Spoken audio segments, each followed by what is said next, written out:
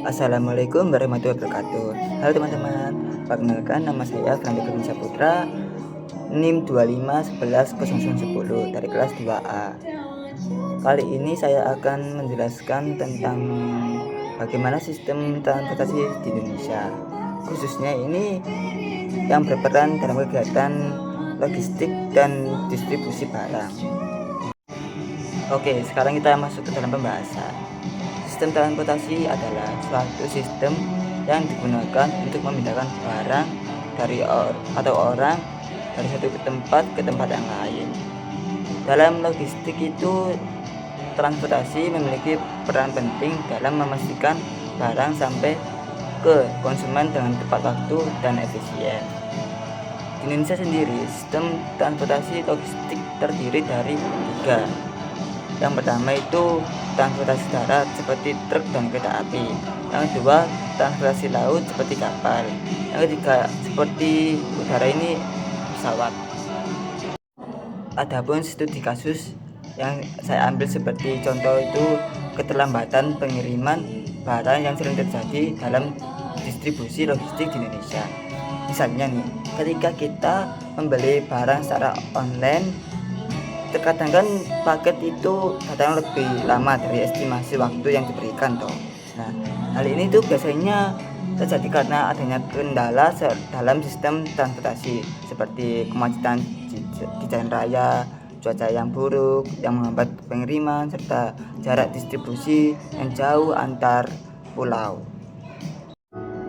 Menurut saya, keterlambatan dalam sistem transportasi logistik di Indonesia tidak disebabkan oleh satu faktor, tetapi merupakan gabungan dari beberapa masalah yang saling berkaitan. Masalah yang pertama itu kondisi geografis. Indonesia sebagai negara kepulauan membuat distribusi barang menjadi kompleks karena harus melalui berbagai moda transportasi seperti darat, laut, dan udara. Yang kedua itu infrastruktur yang belum merata, terutama di luar Pulau Jawa. Hal ini mengapa? Karena proses distribusi menjadi lebih lambat karena akses jalan dan fasilitas transportasi yang terbatas.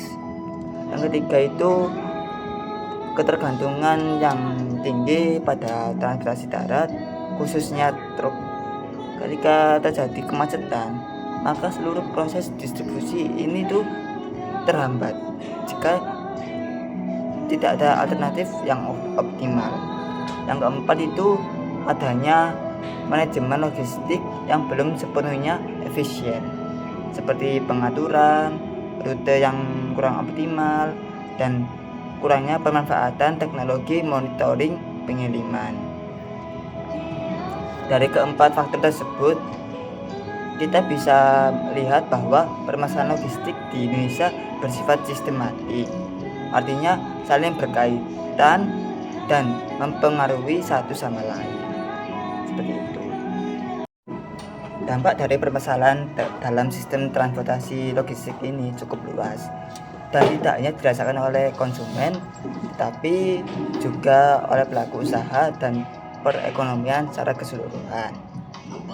Pertama itu ada keterlambatan distribusi barang menyebabkan konsumen tidak menerima barang sesuai waktu yang dijanjikan, sehingga menurunkan tingkat kepuasan dan kepercayaan pelanggan.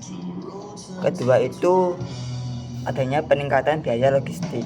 Keterlambatan dan hambatan dalam proses transportasi menyebabkan tambahan biaya operasional seperti bahan bakar, waktu kerja, dan penyimpanan barang. Ketiga, adanya terhambatnya aktivitas ekonomi, terutama bagi pelaku usaha yang bergantung pada kelancaran distribusi barang seperti UMKM dan sektor perdagangan. Yang keempat, adanya ketimpangan harga antar daerah, di mana daerah yang sulit dijangkau dan memiliki harga yang lebih mahal itu dibandingkan dengan daerah yang akses transportasinya yang baik. Dari dampak tersebut dapat dilihat bahwa permasalahan transportasi logistik tidak hanya berdampak pada individu, tapi juga pada sistem ekonomi secara lebih luas. Untuk mengatasi permasalahan dalam sistem transportasi logistik di Indonesia, diperlukan solusi yang menyeluruh dan terintegrasi. Pertama, itu pemerataan pembangunan infrastruktur transportasi seperti jalan, pelabuhan, dan bandara, terutama itu di luar Pulau Jawa. Hal ini tujuan untuk memperlancar distribusi barang ke seluruh wilayah di Indonesia.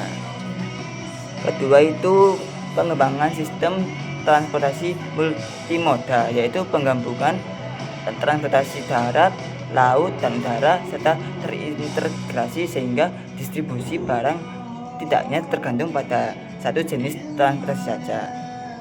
Ketiga, pemanfaatan teknologi digital dalam sistem logistik seperti tracking real time, seperti manajemen distribusi dan optimal rute, agar proses pengiriman menjadi lebih efisien dan terkontrol.